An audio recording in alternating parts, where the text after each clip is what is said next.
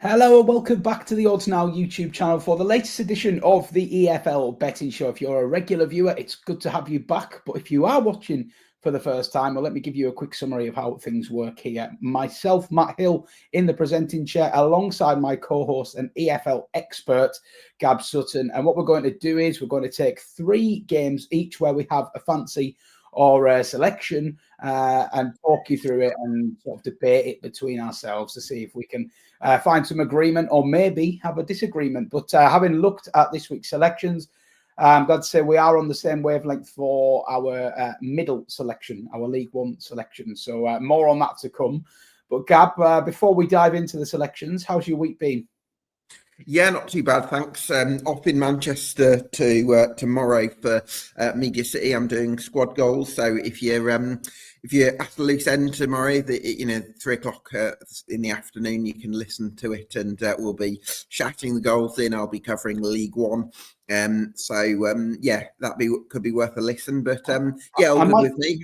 Do you know what, Gab? I might just do that tomorrow because it's the first Saturday in a long time. There's no Carlisle game for me to make myself miserable with because we got moved to the Thursday night slot and conquered Barrow. So I might be tuned in there to hopefully you'll bring me some good news of Morecambe and Tranmere losing. But we'll see. Anyway, we'll dive straight in with the picks then. We're starting in the Championship as suggested. I think I opened up last week, Gab, so I'm going to put you into bat first today. You've gone for Derby, double chance here against a Middlesbrough side whose season has collapsed in spectacular fashion over the last month or so. Derby still in a bit of a mess themselves, but you're backing them to get something here. Tell us why. 5-4 is the price with the draw onside. Very much a price-based selection. I think we have to think we're getting to because this is going to be a March game, right? First of March. I think we have to start thinking about relating to the table differently to how we have for most of the season so far. So previously, is this the business end now, Gab? Are we exactly at the business that's end? What I'm saying. So previously, you'd have a playoff contender against a relegation struggler, and you'd be quite within your rights to take the playoff contender at home at odds on, right? I think it's a little bit different this stage of the season because I think the teams that are right down the bottom, I predict in the last couple of months, they're going to become more dangerous because everything's on the line, like their future in the Championship is at stake. Derby under John Eustace is a manager that I like. I think a lot of John Eustace. I think that he's a very good manager who can adapt to his resources. I think he's a very honest, down-to-earth guy, so I think he can galvanise people quite quickly. And I think he's going to whip Derby into shape. Of course, his 4-0 defeat at QPR in his first game, but he didn't really have any time on the training pitch before that one. The week after, it was a 1-0 defeat to Millwall, but they were actually pretty solid in that game, and they conceded an injury time, so they weren't far off getting a point. And I would expect another performance of improved defensive solidity against a Middlesbrough side that, although they did win in midweek, I'm still not sure about them. They've lost, I think it might be 6 of their last 8. I'm sort of just not sure about Middlesbrough in terms of the intangibles. So I feel like Derby can battle for a result, and I'm kind of going to go on a bit of a price-based selection. I think you're getting an odds against quote that covers you in 2 of the results out of the possible 3. So I'm pretty comfortable with this one. I know it's a little bit against the grain given the lead positions, but I think we're getting to the stage of the season where you've got to look at things a little bit differently. Yeah, you make a good point. And we often talk about new managers coming in and then the famed new manager bounce. And while we haven't had it in terms of results from John Eustace, I think you're right. I think that performance last time out was a lot more encouraging. And he's got a proven track record at this level, hasn't he, of going in and making a good impact quite quickly.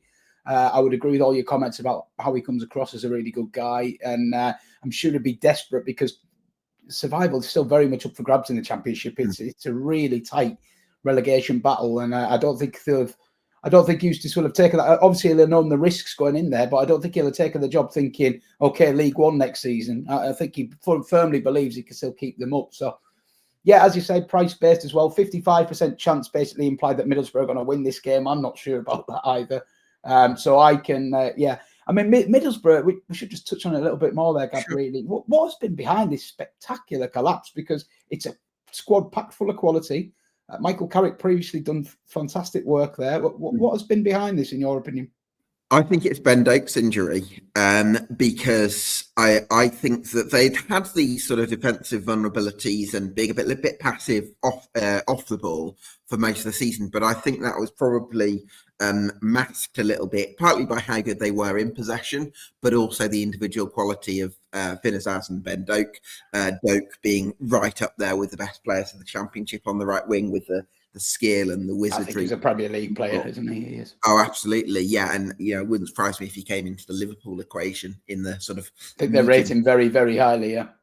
Yeah, exactly, and I think that because when they've been without Ben Doak and without that kind of threat that opposing teams are going to be really scared of, I think they've maybe some of the weaknesses of this Middlesbrough team have just been exposed that little bit more. So yeah, that's why I'm going to get against them with this one. Okay, yeah, struggling to argue with it. Do like the double chance as well at odds against. Always feels like you've got a few outs there, and yeah, Middlesbrough a team you can happily take on at the moment, I'm afraid. We shall see how you fare there. I'll stay in the Championship for my first selection this week, and I'm going for Portsmouth to beat Luton. I just think this is a massive price here, 5-2.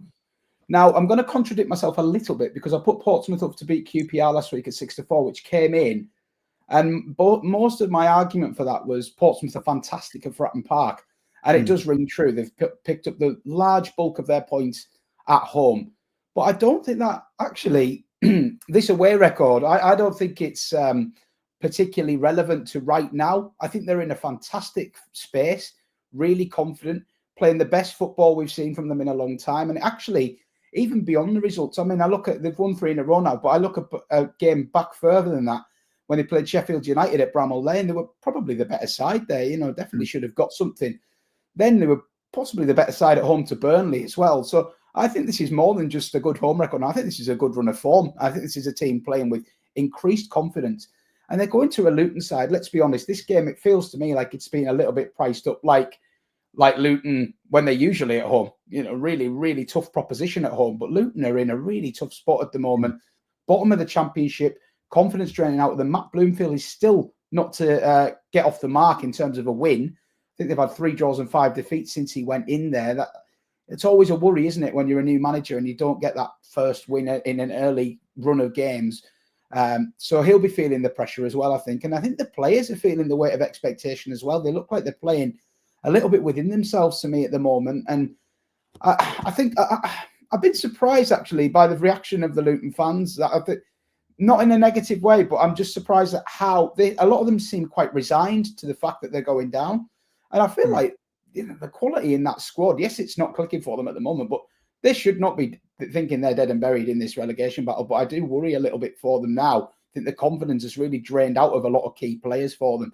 And I think Portsmouth, this is just a confident team coming up against a team really short of confidence. And we've spoken about it many, many times, Gab.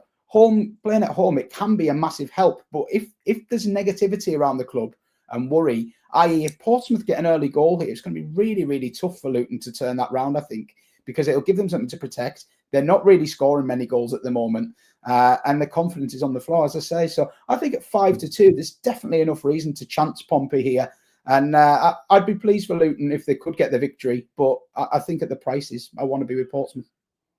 Yeah, the other thing in favour of Portsmouth is the attack, because Colby Bishop's just signed a new deal. Yeah. He's been a really important focal point for them this season. You've got Josh Murphy in sparkling form on the left-hand side.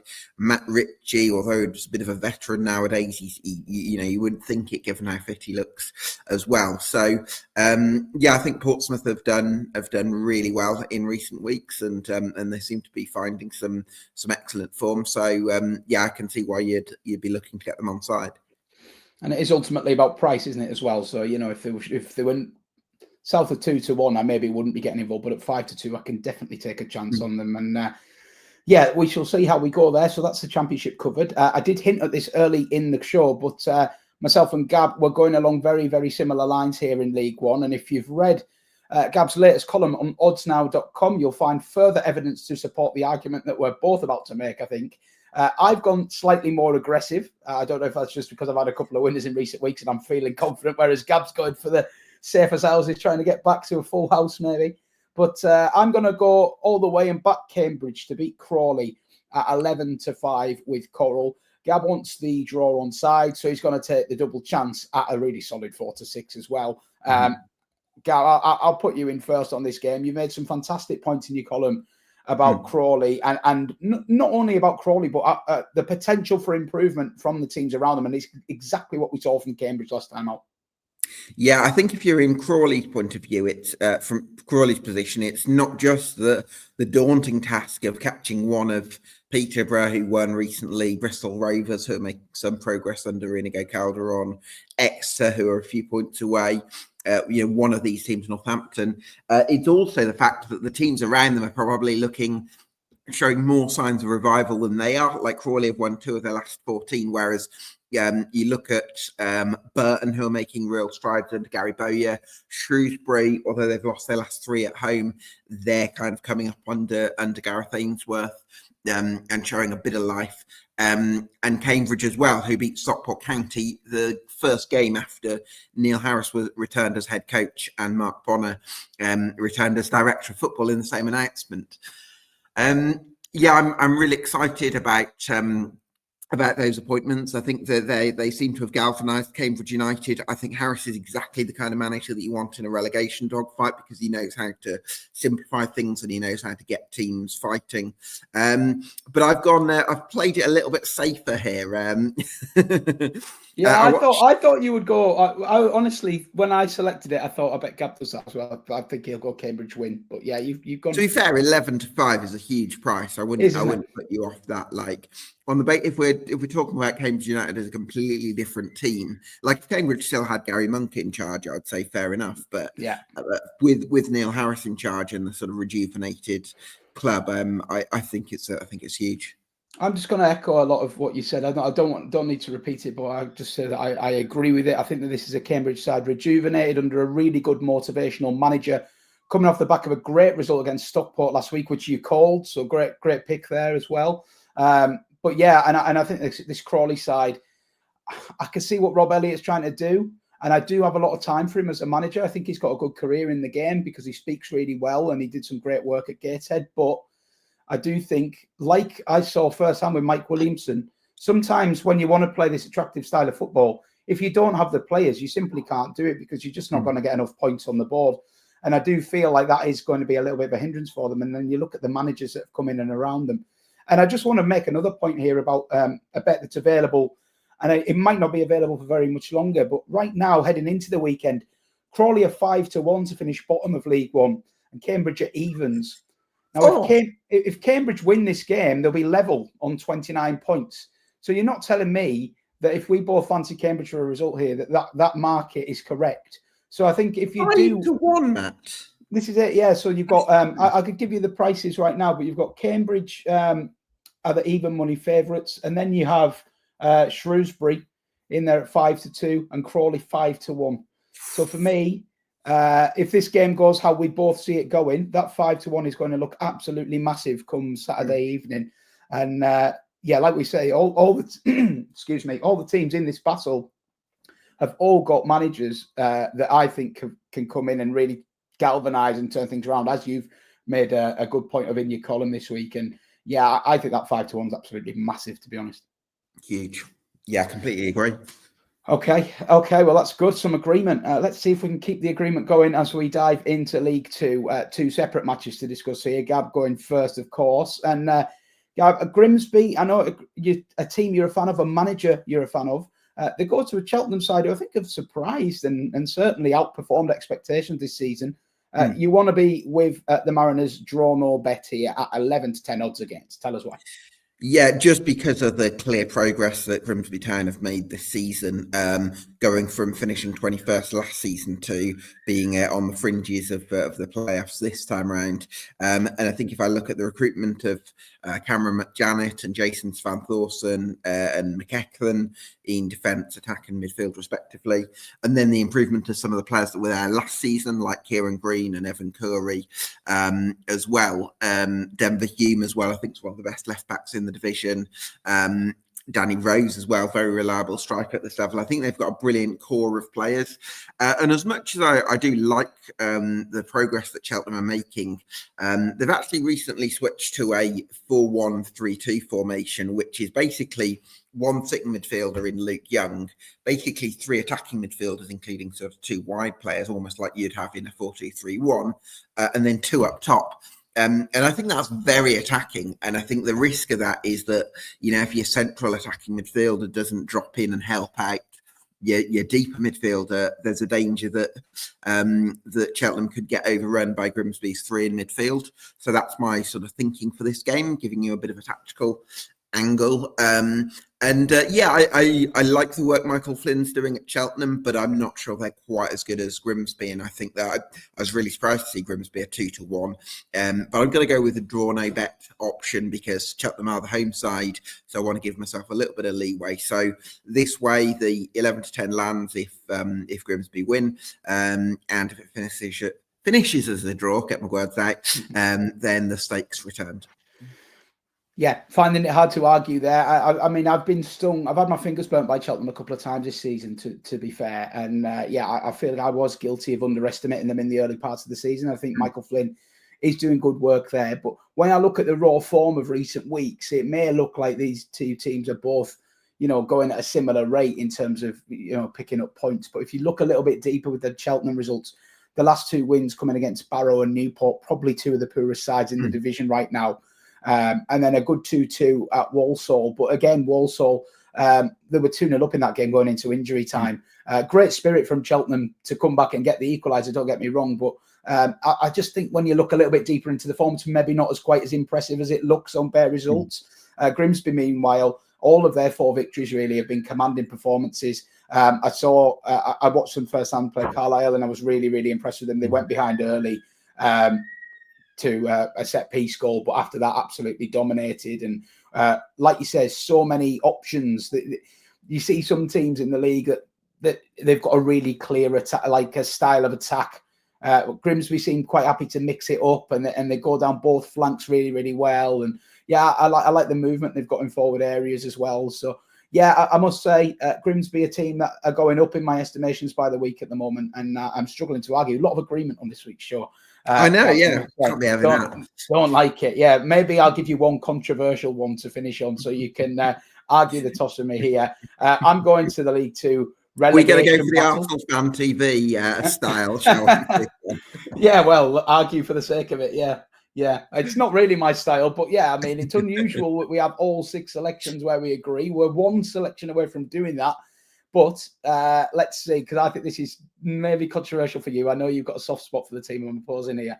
I'm going for Gillingham at home to beat Morecambe at 11-10. This is 2 of the struggling sides, of course. Morecambe, 23rd in the league right now, albeit we'll be feeling the pressure after Carlisle picked up a much-needed win on Thursday night to close the gap there.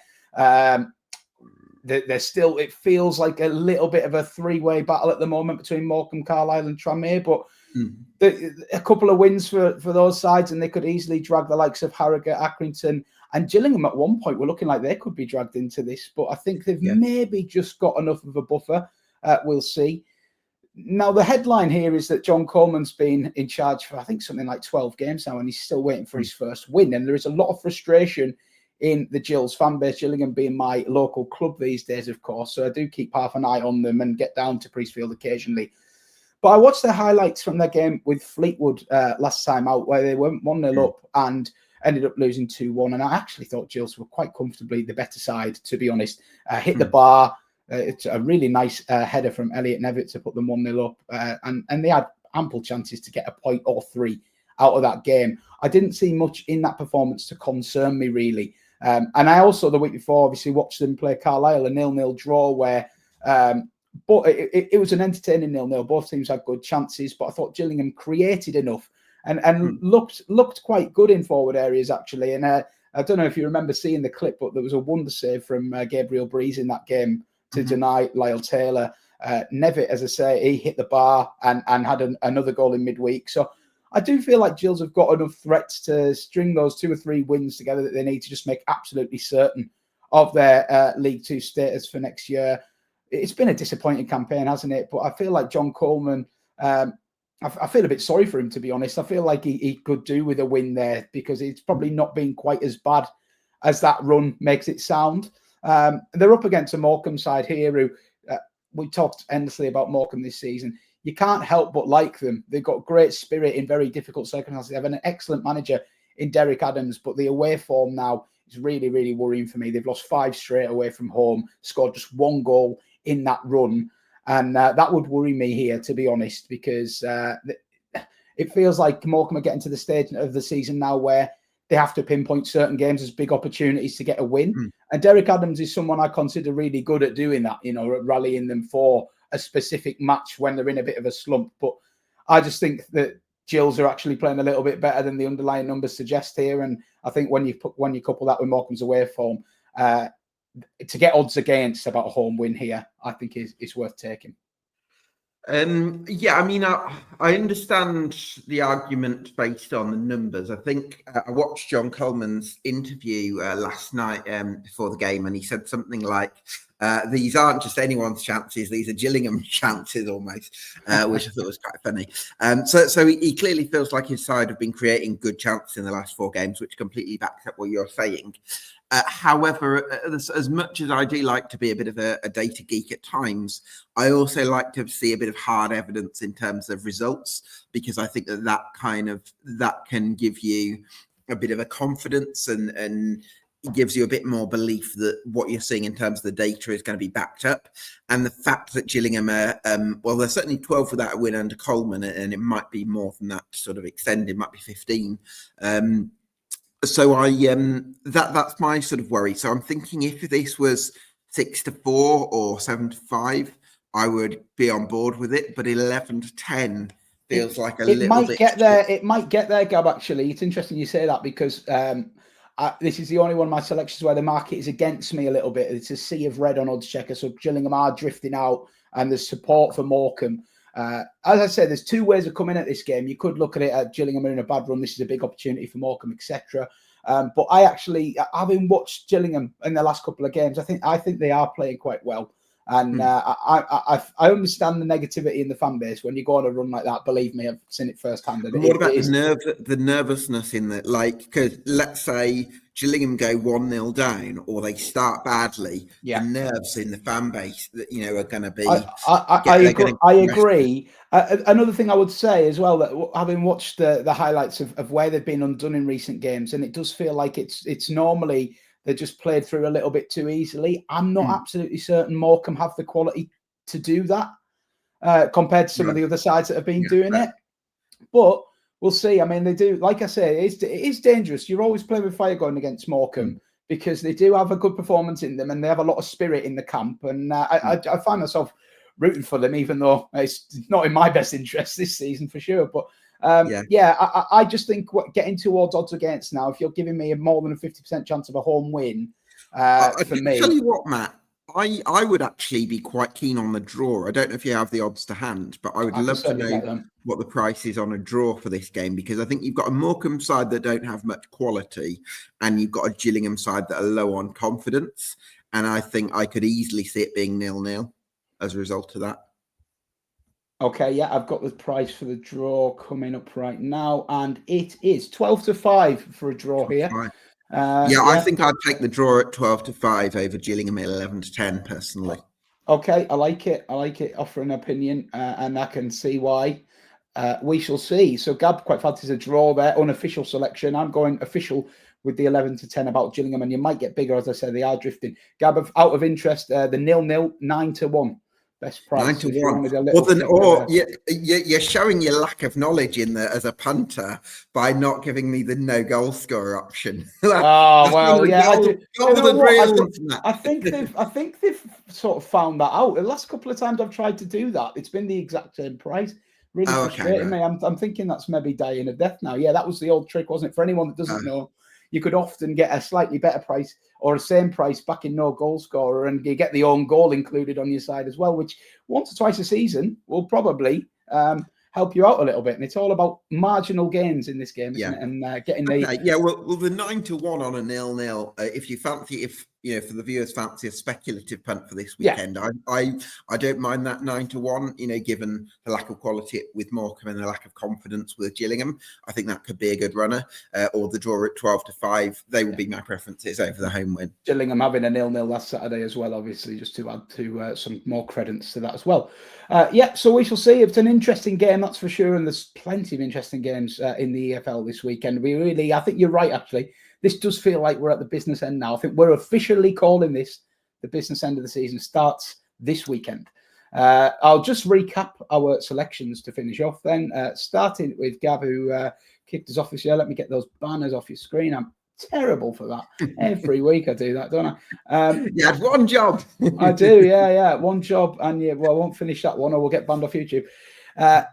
Okay, so Gab is going for Derby double chance at Middlesbrough 5-4 with Bet365 best price. He's going safe with Cambridge double chance against Crawley 4-6.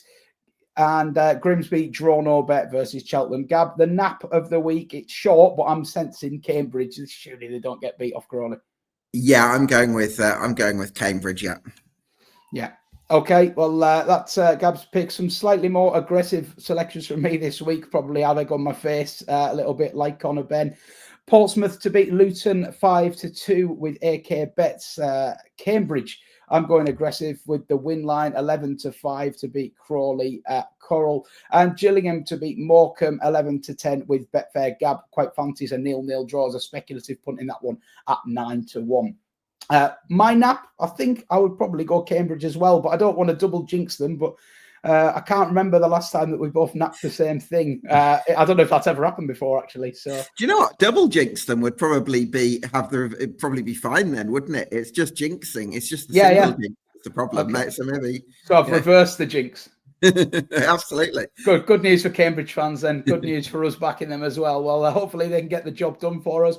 Thanks for watching this week's EFL Betting Show. As always, please do let us know what you're backing in the comments. And if you enjoyed it, give us a thumb up on the video. Hit that subscribe button. We've got loads of stuff coming up on the Odds Now YouTube channel and some exciting times ahead for oddsnow.com with a new website launching in April. But in the meantime, there is bags of preview content for you to get stuck into. We'll see you again next week. Thanks for watching.